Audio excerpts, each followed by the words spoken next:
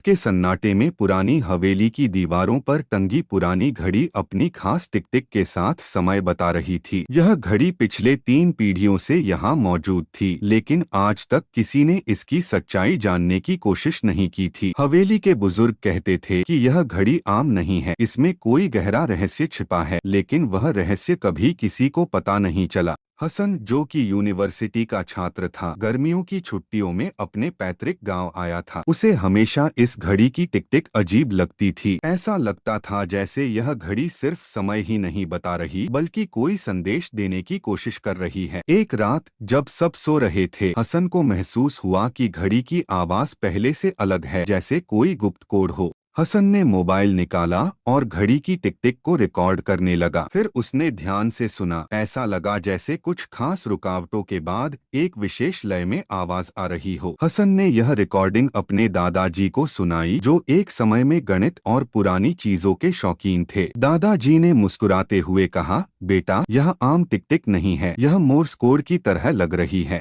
यह सुनकर हसन दंग रह गया। उसने कोड को समझने के लिए एक पुरानी किताब निकाली और दादाजी की मदद से उसे डिकोड करना शुरू किया। कुछ घंटों की मेहनत के बाद वे एक वाक्य बनाने में सफल हो गए, दीवार के पीछे खजाना दफन है। हसन का दिल जोर से धड़कने लगा। क्या सच में इस घड़ी की टिक टिक सालों पुराना रहस्य बयान कर रही थी? वह दादाजी के साथ हवेली के उसी कमरे में पहुंचा जहां यह पुरानी घड़ी टंगी थी। लिखे गए वाक्य के अनुसार दीवार के पीछे कुछ छिपा हुआ था। हसन ने हथौड़ी उठाई और दीवार पर जोर से चोट मारी। कुछ ही पलों में दीवार में एक दरार बन गई और अंदर से एक पुराना लोहे का संदूक बाहर आ गया। संदूक को खोलने पर हसन और दादाजी की आंखें हैरानी से फैल गईं। उसमें पुराने गहने, सोने के सिक्के और कुछ पुराने पत्र थे। उन पत्रों में हसन के परदादा ने लिखा था कि यह खजाना उनके पूर्वजों ने युद्ध के समय बचाकर यहाँ छुपा दिया था, ताकि आने वाली पीढ़ियों के काम आ सके।